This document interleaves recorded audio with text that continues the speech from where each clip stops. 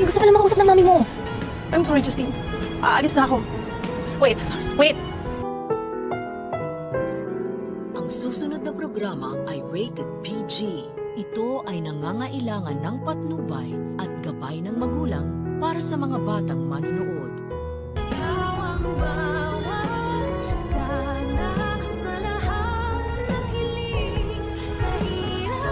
Nandyan pa si Sir Pepe.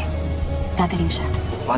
Talaga nga namang hindi magpapatalo itong si Harry kay Doc Lyndon at magbibigay din ng regalo dito sa kanyang sinisinta / kapatid na si Annalyn. Hindi nga lang natin alam kung matatalbugan niya ang binigay ni Doc Lyndon kay Annalyn na kwintas na Hugis Heart. Pero teka nga lang ha, masyado naman yatang delay magbigayan ng Christmas gift ang mga batang to. Samantalang bagong taon na at naghahanda na nga ang lahat sa piyesta at prosesyon ng Nazarenong Itim. Huwag niyo sabihin sa Valentine's Day niyo isa-celebrate ang bagong taon na hay nako naman direct masyado na yatang delay. At napansin ko lang itong message ni Harry kay Annalyn. Parang kinuha pa sa kanta ng South Border. There's always a rainbow after the rain ba naman? Hay nako naman mga writers, mag-isip naman kayo ng bagong script. Pero gayon pa man ay mapapangiti pa rin ni Harry si Annalyn na nakasuot nga no pang Santa Claus na costume. Dahil kakatapos nga lang ng performance nila ni Justin. Sa kabilang banda, magtatagpo na naman ang landas nila Robert at Lynette dahil pareho nga silang umattend dun sa party ng mga bata. Nanghihinayang si Robert dahil hindi man lang daw nakita ng kanyang tatay Pepe ang kanyang mga apo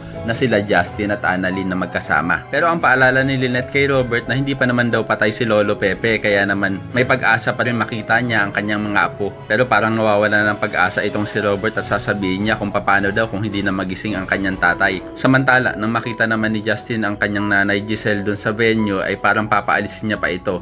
Pero mangingibabaw sa kanya ang kanyang pagkalambot ng puso at parang gusto niya na nga din makausap ang kanyang ina. Kaya naman ko isa ka rin sa mga nagnanais na sana ay tuluyan ng matupad ang wish nitong si Giselle sa Pasko na makasama niya na daw ang kanyang anak na si Justin. Ay pakilike ang video na ito and don't forget to subscribe. Thanks for watching and see you next time. Bye bye!